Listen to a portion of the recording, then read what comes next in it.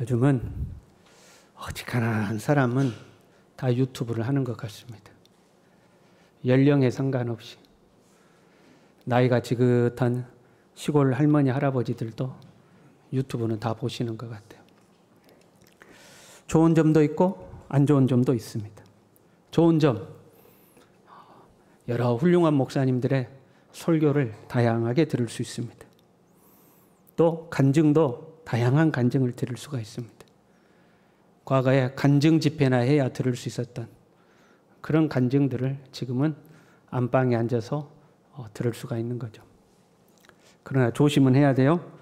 잘못된 것들이 상당히 많이 있어요. 일반 세상 유튜버들이 조회수를 올리려고 자극적인 내용들을 만드는 거죠. 자극적인 제목들을 붙이고요. 가만 보면 경건의 산물이어야 한 하나님의 말씀 또는 간증도 아주 자극적으로 제목을 붙이는 경우들이 종종 보여요. 막 빨간색으로 크게 해가지고 사람들의 시선을 끌려고 하는 거죠. 어찌됐든 간에 여러 간증들을 우리가 듣게 되면 이야 대단하다, 참 저 사람은 좋겠다, 여러분 그럴 때 있죠. 어떤 사람은 죽을 병에 걸렸는데 하나님의 은혜로 나았대요. 와 좋겠다, 참 저 사람은 좋겠다. 태어나면서부터 불구로 태어났는데 하나님이 어느 날 고쳐주셨대요. 엄마야 할렐루야다, 할렐루야다, 얼마나 좋을까. 어떤 사람은 경제적 이기를 당해가지고 저 밑바닥까지 내려갔는데 와 하나님 막 기적같이 이렇게 세우셨대요. 이야 좋겠다. 나에게도 그런 하나님의 역사가 있으면 얼마나 좋을까. 왜 어떤 사람들에게는 이런 하나님의 역사가 나타나고 어떤 사람에게는 나타나지 않는가. 우리 옆 사람과 인사합시다. 당신에게도 그런 일이 있기를 원합니다. 얼마나 좋겠어요. 일반적으로 이 세상은 하나님의 창조 원리에 의해서 움직입니다. 콩 심은 데 콩 나고 팥 심은 데 팥이 나죠. 콩을 심었는데 엄마야 수박이 나왔네. 그럼 어떻게 돼요? 그 새가 지나가다가 똥 싸가지고 수박 난 겁니다. 수박 먹은 새가 지나가다가 거기다 똥을 싼 거죠. 심지 않았는데 나는 건 없는 거죠. 그게 하나님의 창조 원리입니다.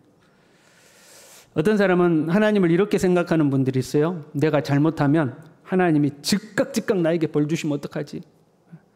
내가 조금만 잘못해도 새벽 예배 한 번만 빠져먹어도 아침에 말씀 묵상하는 거 한 번만 빠져먹어도 하나님 막 즉각 나를 혼내시면 어떡하지? 그런 두려움을 가진 사람들도 있죠. 하나님 그런 분 아니시죠.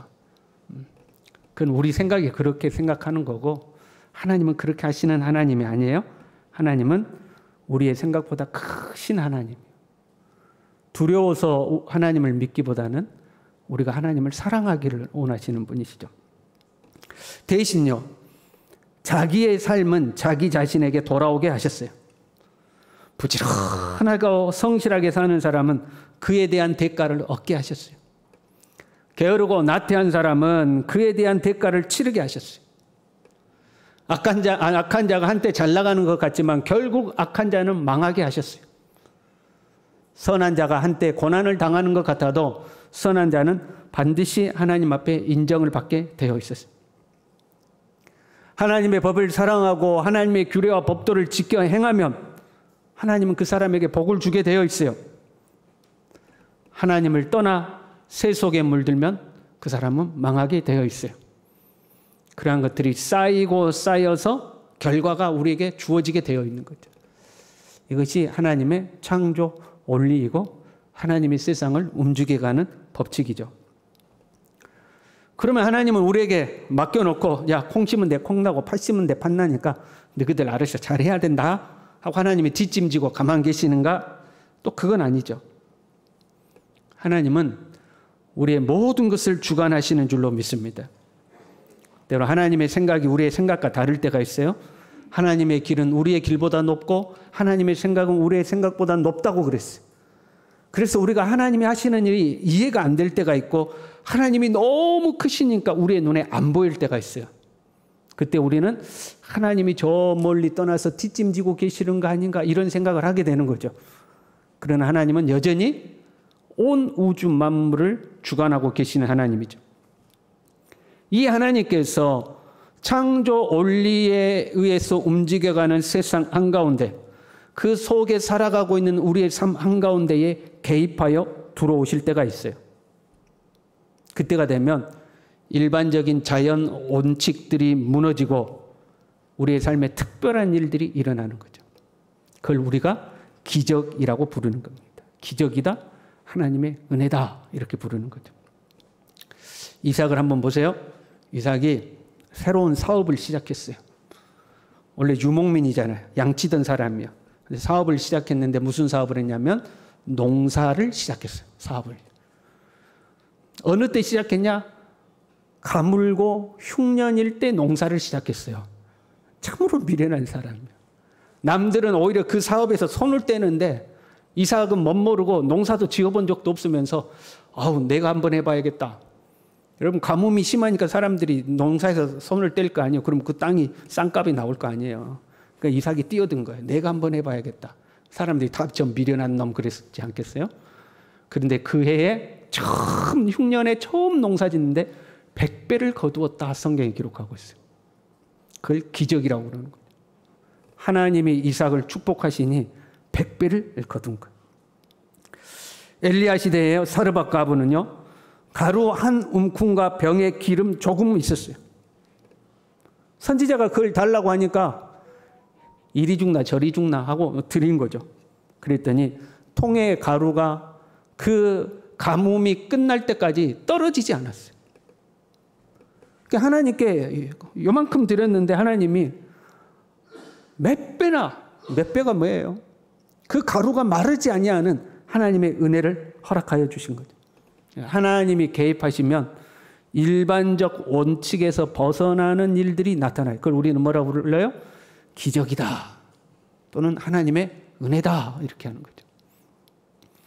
이런 하나님의 개입이 좋은 일로만 나타나는 거 아니에요. 오히려 걷잡을 수 없는 화가 되어 우리에게 나타나기도 해요. 욥을 보세요. 당대의 의인이었습니다. 하나님과 사람 앞에 인정받는 사람이었어요. 그런데 하루아침에 욥에게 고난이 찾아왔어요. 재산을 다 잃고 자녀를 잃고 건강까지 잃었어요. 이것은 욥의 삶이 쌓이고 쌓여서 욥에게 나타난 결과물이 아니에요. 하나님의 특별한 개입에 의해서 욥에게 고난이 찾아온 거예요. 하나님이 개입하셨더니 좋은 일만 있는 게 아니에요. 오히려 감당할 수 없는 이 고난이 찾아오기도 해요. 뿐만 아닙니다. 작은 실수를 했는데 하나님이 그 책임을 크게 물으실 때도 있어요. 모세가 광야에서 구스 여인을 아내로 맞았어요. 이방인 여인을 아내로 취한 거죠. 그걸 보고 모세 누나가 이제 모세를 혼내는 거죠. 야, 너 어떻게 그럴 수가 있냐? 민족의 지도자가 본을 보여야지. 그러면 되냐? 그러니 모세 누나가 미리암이 모세를 혼내는 거죠. 너만 선지자냐? 너 혼자 잘난 체 하더니 하고 모세의 권위에 도전을 했어요. 하나님께서 그 미리암을 책망하시는데 여러분 모세에게 좀 말 좀 잘못한 거잖아요. 그러면 하나님이 혼을 내더라도 군밤 한 대 때리시고 야, 너 그러면 안 되는 거야. 내가 세운 종한테 너 그러면 되니? 혼내셔야 되는데 미리암에게 나병이 나도록 했어요. 말 한마디 잘못했다고 큰 병에 걸리도록 하신 거죠. 하나님이 개입하시면 상상 이상의 결과가 주어지는 거예요. 신약에 오면요, 아나니아와 삽비라를 보세요. 초대교회 성도들이 자신들의 전 재산을 팔아 하나님께 바치기 시작했어요. 아나니아와 삽비라도 자기의 땅을 팔아서 하나님께 바치기로 했어요. 여러분 훌륭한 거 아닙니까? 자기의 땅을 팔아서 그걸 하나님께 바친다는 건 훌륭한 거잖아요. 그런데 바치려다가 그 일부분이 좀 아까웠어요. 그래서 다 바치지 않고 그 중에 일부분을 감췄어요. 그러면 하나님이 야야 너 참 부끄럽게 그럴 수 있냐? 바치려면 다 바치고 다 안 바치려면 솔직하게 내가 판 것에 몇 프로 하나님 앞에 가져왔습니다. 그렇게 말해야지. 다 가지고 오지 않았으면서 다 가지고 온 것처럼 그러면 돼. 창피하게 말이야. 뭐 이렇게 좀 꾸짖으시면 될 거 아니에요? 그 자리에서 목숨을 거두셨어요. 그러니까 하나님 앞에 작은 실수처럼 보이는데 하나님이 개입하면 엄청난 결과가 주어지는 거죠. 하나님은 홍해를 가르기도 하시고요. 반석에서 물이 나게 하시기도 하고요. 하늘에서 만나가 내리게도 하시죠. 위대한 하나님의 역사예요. 그럼 그런 위대한 역사만 있는가? 잔치집에 포도주가 떨어졌어요. 그랬더니 그 포도주를 물로 포도주가 되도록 하시는 그 사소한 일에도 개입하시죠. 베드로하고 세금 내야 되는데 세금 낼 돈이 없어요. 그랬더니 고기 입에서 세금을 찾아서 세금을 내도록 하셨어요. 그러니까 큰 역사를 이루기도 하지만 작은 역사를 간섭하시기도 하고 좋은 결과를 주기도 하지만 안 좋은 결과를 주기도 하고 하나님이 우리의 삶에 간섭하는 방법이 다르고 크기가 다르고 종류가 다르고 사람마다 역사하는 것이 다 다르더라 이 말이에요. 하나님이 개입하시되 다르다. 우리의 삶에도 이런 하나님의 개입이 필요할 때가 있어요. 그렇죠? 하나님 나 좀 특별하게 한번 도와줬으면 좋겠다. 여러분 그럴 때 있잖아요. 그러면 하나님은 어느 때에 이 땅의 일반적인 삶의 원리를 깨고 하나님은 특별하게 개입하시는가? 어느 때에 하나님의 이 특별한 손길이 우리의 삶에 역사하시는가? 그것은 아무도 몰라요. 그건 아무도 몰라요. 그걸 우리는 하나님의 주권이라고 그럽니다. 하나님이 알아서 하시는 일이에요. 어떤 사람은요 하나님이 병을 고쳐주십니다. 그러나 어떤 사람은 그 병으로 말미암아 죽음을 맞이합니다. 어떤 사람은 교통사고에서 머리털 하나도 상치 아니하고 무사했습니다. 그러나 어떤 사람은 크게 다치기도 합니다. 사람마다 다 달라요. 오늘 본문에요 이렇게 되어 있어요. 헤롯 왕이 손을 들어 교회 중에서 몇 사람을 해하려 하였다. 이 헤롯은 헤롯 아그리파 1세입니다. 예수님이 태어나실 때에 아기들을 죽였던 그 헤롯의 손자입니다. 손자. 이 사람이 로마에서 교육을 받았어요. 로마에 유학을 갔는데 방탕하게 살았어요. 그러다가 말을 잘못해가지고 로마 황제를 비난하는 말을 했는데 그게 황제의 귀에 들어가가지고 감옥에 갇혀 살았어요. 그리고 그 황제가 죽고 나니까 이제 새로운 황제가 올랐을 거 아니에요? 그때 이제 풀려난 사람인데 다 정치적 술수가 좋아가지고 권력을 얻어서 이스라엘의 통치자까지 올라간 거예요. 유대인들이 이 사람 좋아했을까요? 싫어했을까요? 싫어한 거예요. 로마에 빌붙어가지고 로마에 아부해가지고 권력을 얻어낸 사람하고 이제 유대인들이 싫어한 지도자였어요. 그랬던 이 헤롯이 야고보 요한의 형제 야고보를 칼로 죽였어요. 그 야고보 사도를 죽이고 나니까 유대인들이 좋아하거든요. 자기의 정치적 야망을 위해서 베드로 사도도 지금 잡은 거예요. 보세요. 야고보 사도가 죽을 때에 하나님이 기적 같은 손길로 야고보를 건져내지 않았어요. 야고보가 죽도록 하나님이 내버려 두신 거죠. 아마 야고보가 그렇게 죽어가는 것을 봤기 때문에 이 베드로도 살기를 포기한 것 같아요. 지금 감옥에 갇혀 있어요. 내일 아침에는 죽어요. 근데 베드로 지금 뭐 하고 있어요? 잠자고 있어요. 참 베드로도요 진짜 간이 큰 사람이요. 아무리 여러분 우리가 믿음이 좋고 죽으면 천국 간다는 걸 믿어도 내일 제가 사형을 당해요. 그러면 오늘 밤에는 잠도 좀 안 오고 신경도 좀 쓰이고 뭐 그러지 않겠어요 여러분? 가족들하고도 헤어져야 되고 사랑하는 성도들하고도 헤어져야 하니까 오늘 밤엔 좀 긴장도 되고 그래야 되지 않겠어요? 그런데 베드로는 아주 콜콜 자고 있었어요. 보통 이런 죄수들은 간수 2명이 감옥 안에 같이 들어갑니다. 양팔을 간수들의 팔에 같이 묶는 거예요. 다리도 같이 묶고 옆에서 같이 이렇게 들어 누워 있는 거죠. 얼마나 깊이 잤던지 천사가 임해서 그 감옥 안이 환해졌어요. 여러분 잠자고 있는데 누가 불 탁 켜면 어떻게 해요? 잠이 깨잖아요. 그런데 그것도 모르고 자고 있었어요, 베드로는. 불이 켜지는데도. 안 일어나니까 천사가 옆구리를 발로 찼어요. 그때서야 눈을 떴어요. 그냥 완전히 모든 것을 다 포기해버리고 그냥 잠자고 있는 거죠. 그때 하나님의 천사가 찾아와서 모든 이 착고가 다 풀어지고 감옥문이 열리고 성문이 열리고 모든 것이 열어져서 베드로가 드디어 탈출할 수 있게 되는 거죠. 그래서 베드로가 이제 살아나는 겁니다. 여러분, 왜 야고보는 내버려 두시고 베드로는 하나님이 살리셨을까? 야고보가 죽을 때는 하나님이 특별한 손길로 개입하지 않았어요. 그러나 베드로는 지금 내일 아침에 죽어야 되는데 오늘 밤에 하나님께서 천사를 보내셔서 그 기적같이 역사하셔서 베드로를 건져내셨어요. 왜 야고보는 내버려 두고 베드로는 살리셨는가? 누가 알겠습니까? 하나님의 주권입니다. 하나님이 알아서 하시는 일. 하나님은 하나님의 뜻대로 일하십니다. 우리는 그 하나님의 주권을 믿어야 합니다.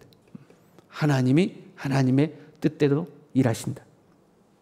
그러면 하나님의 주권임을 믿으니까 우리는 아무것도 안 하고 가만히 있어야 되는가? 그 반대입니다.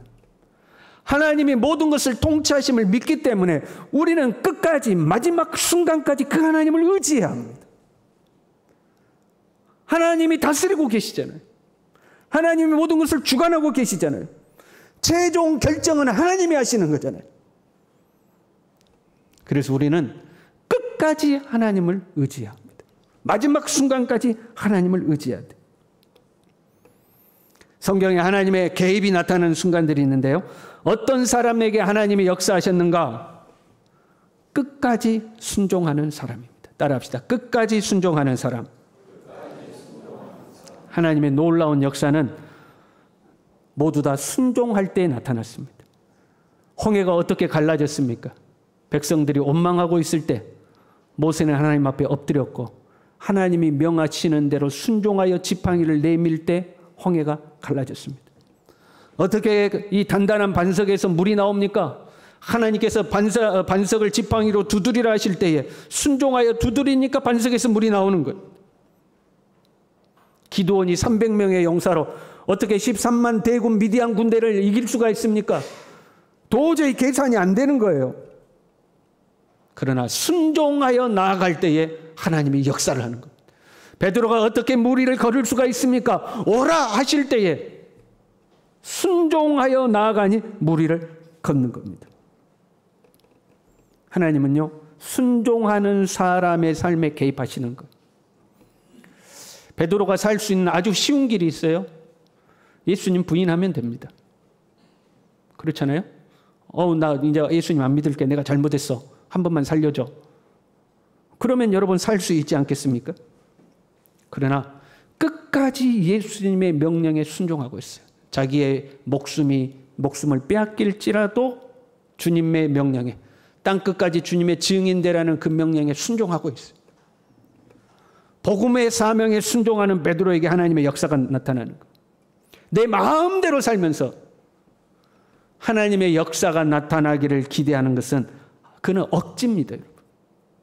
그는 억지예요. 만약에요, 내가 하나님의 뜻에서 벗어났어요. 그런데 내 삶에 하나님의 도움이 절실해요. 그러면 하나님의 뜻으로 다시 돌아오는 것이 선행되어야 합니다. 그것을 회개라고 그러는 거예요. 하나님 앞에 회개해야 돼요. 여러분의 삶에 하나님의 도움이 필요합니까? 하나님의 특별한 은혜가 필요합니까? 그러면 먼저 회개하시길 바랍니다. 내가 하나님의 뜻에서 벗어난 것은 없는가? 이걸 먼저 점검하셔야 돼요. 그리고 하나님께 먼저 돌아섬이 필요한 거죠. 그리고 나서 하나님의 역사가 우리에게 나타나는 아주 중요한 통로가 있어요. 오늘 본문에 보면요, 앞과 뒷부분에 중요한 표현을 기록하고 있습니다. 5절에 이렇게 기록했습니다. 교회는 그를 위하여 간절히 하나님께 기도하더라. 그리고 12절에요. 여러 사람이 거기에 모여 기도하고 있더라. 앞과 뒤에 기도하고 있었던 말씀을 배치하고 있죠. 이것은 강조하는 것을 의미합니다. 어떻게 해서 베드로에게 그러한 역사가 나타났는가? 기도하였다 하는 겁니다. 내일 죽는데 오늘 저녁에도 포기하지 않고 기도하고 있었습니다.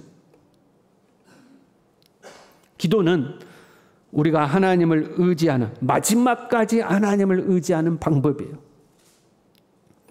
모든 환경을 볼 때에 베드로는 죽을 수밖에 없습니다. 누구라도 베드로의 생명은 끝났다고 생각해요. 베드로의 생명은 이제 헤롯의 손에 달렸다고 생각해요. 그러나 하나님의 사람들은 하나님께 달려있다고 믿는 겁니다. 마지막 순간까지도 하나님께 있다고 생각하는 거예요. 그래서 하나님께 기도하는 겁니다. 우리가 얕은 시내를 만났어요. 여러분, 얕은 시내는 어떻게 가면 돼요? 그냥 다리 걷어붙이고 우리의 힘으로 건너가면 됩니다. 그렇잖아요. 그러나 깊은 바다를 만났어요. 홍해를 만났어요. 우리 힘으로 어떻게 못하는 거예요. 작은 언덕을 만나면 그냥 넘어가면 되는 거예요. 그러나 태산같이 큰 산을 만났어요. 그럼 우리 힘으로 어떻게 못하는 겁니다. 그럼 어떻게 해야 돼요? 내 힘으로 아무것도 할 수 없을 때, 그때 우리가 마지막까지 할 수 있는 게 기도입니다. 하나님을 신뢰하고 하나님 앞에 기도하는 거죠. 날이 밝으면 베드로는 죽어요. 그러나 그 마지막 순간까지도 성도들은 포기하지 않고 기도하고 있었어요. 그 기도가 하나님의 역사가 베드로의 삶에 들어오도록 문을 연 겁니다. 사랑하는 성도 여러분, 하나님을 믿으십니까? 하나님이 여러분의 삶을 주관하고 있음을 믿으십니까? 그러면 그 하나님을 신뢰하십시오. 하나님을 신뢰하십시오. 하나님이 나의 문제를 해결할 수 있음을 믿으십시오. 나의 살고 죽는 것이 하나님의 손에 있음을 믿으십시오. 내가 흥할 수도 있고 망할 수도 있는 것이 하나님의 손에 있다는 것을 믿으십시오. 그리고 그 하나님을 내가 믿는다면 그 믿음을 기도로 표현하는 겁니다. 하나님을 의지하고 기도하는 겁니다. 기도는 하나님의 특별한 손길을 우리의 삶으로 불러들이는 통로입니다. 물론 기도한다고 모두 기적이 일어나는 것은 아닙니다. 야고보는 죽었어요. 여러분, 야고보가 잡혔을 때 교회가 기도 안 했을까요? 분명 기도했을 겁니다. 그러나 야고보는 죽었습니다. 기도한다고 모두 기적이 나타나는 것은 아닙니다. 그러나 기적의 현장에는 거의 기도하는 사람이 다 존재합니다. 사도행전 16장에 보면요, 바울과 실라가 빌립보에 도착했습니다. 루디아라는 여인을 만나서 개척교회가 시작되었어요. 이제 막 교회를 개척하고 교회가 부흥해 가는데, 전도 다니는데 점치는 귀신 들린 요정이 날마다 쫓아와서 귀찮게 하는 거예요. 복음을 전하는 현장에 와서 소리를 지르고 귀찮게 하는 거예요. 참다 못한 바울이 귀신을 꾸짖자 그 여종에게 있던 귀신이 떠나가 버렸습니다.